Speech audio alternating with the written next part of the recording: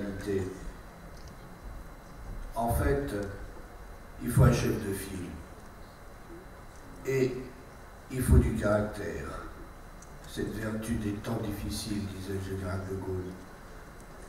Le chef de file, il est trop trouvé. Nous savons que c'est le Maroc. Face aux nombreux défis du monde moderne, aux périls qui menacent la région maghrébine et sahélo-saharienne, le royaume tient un cap, celui d'un projet global, ayant pour objectif un plus grand développement politique, social, économique. Le Maroc est en marche. Et là où d'autres ne font que parler, le Maroc agit. Il agit de la Palestine à l'Afrique.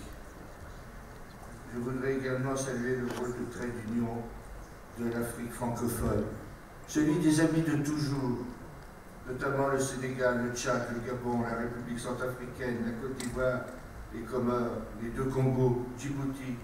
Sans eux et leur constant soutien au Maroc, rien n'aurait été possible. Je n'ignore pas qu'il se trouve des esprits malins qui, prenant sans doute prétexte de l'ambiguïté pro-algérienne de l'actuel président français, agitent le spectre du passage du royaume à la langue anglo-américaine. Ces appels, qui ignorent d'ailleurs une grande partie de la communauté des pays de langue portugaise,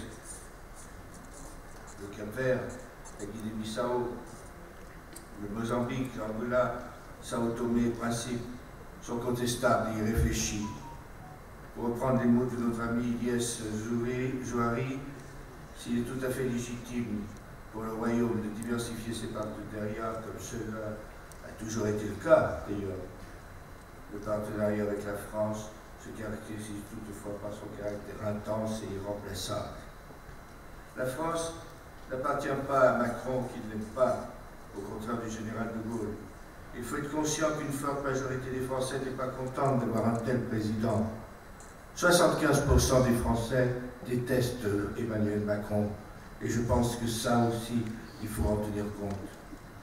J'ajouterai que ceux qui rêvent de remplacer le français par l'anglais oublient l'ensemble des États africains francophones, dont Jacques Attali nous dit qu'il représentera 80% des plus de 800 millions de francophones en 2050. Oui, ces prétendus esprits malins devraient savoir que ce n'est pas une bonne politique d'insulter ses vrais amis. Revenons à la politique africaine du royaume. C'est un atout majeur. Ce résultat est tout entier l'œuvre du roi Mohamed VI, intronisé en juillet 1999. Et le roi Mohamed VI concilie tradition et progrès. Tradition parce que la politique africaine est profondément inscrite dans l'histoire millénaire du royaume chérifien. C'est ce qui conduisit le roi Mohamed V à prendre plusieurs initiatives, dont la conférence de Casablanca en janvier 1961, laquelle ouvrit la voie à la création de l'OUA en 1963. Si SM2 fut un acteur de la guerre froide contre le communisme, il n'a jamais tourné le dos à l'Afrique, bien au contraire. Progrès parce que le roi Mohamed VI poursuit et enrichit la politique africaine du royaume.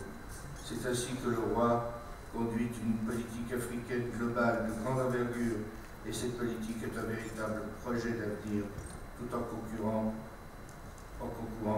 d'une manière décisive au renforcement de la coopération sud-sud. La coopération sud-sud, c'est la grande idée du royaume et du roi. On sait que la progression de la coopération sud-sud est l'un des défis pour les mondes méridionales. Le Maroc est pleinement engagé dans ces dossiers et il donne l'exemple. Il a augmenté les aides au profit de nombreux pays. Il a réalisé toute une série de projets socio-économiques. Il a annulé les dettes des pays africains les moins avancés. Il multiplie les projets économiques, sportifs et autres. Il accueille également des milliers d'étudiants africains dont le plus grand nombre bénéficient de bourses de l'État marocain. En réalité, le Maroc porte haut la bannière d'une Afrique nouvelle et dynamique. Comment ne pas voir que la vision royale rejoint encore celle de la France?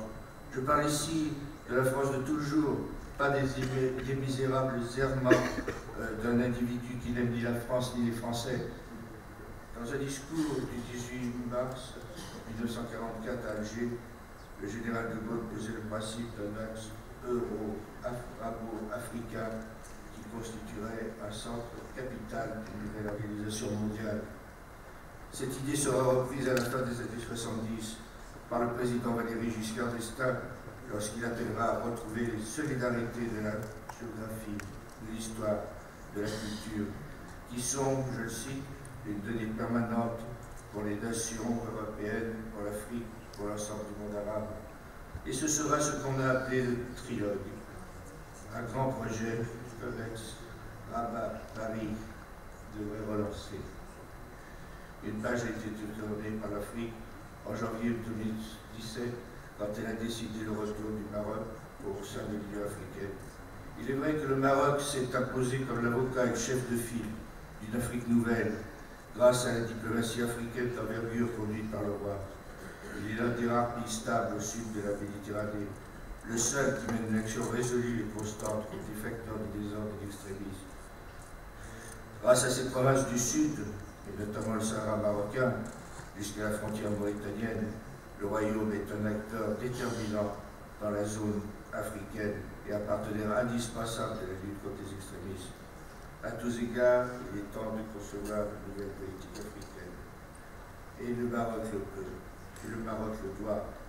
À vrai dire, les pays africains voient bien qu'ils s'intéressent sincèrement à promouvoir une politique de coopération africaine. Et c'est sans doute la raison de l'accueil chaleureux réservé aux fréquentes et denses visites du roi Mohamed VI en Afrique. Je vous remercie.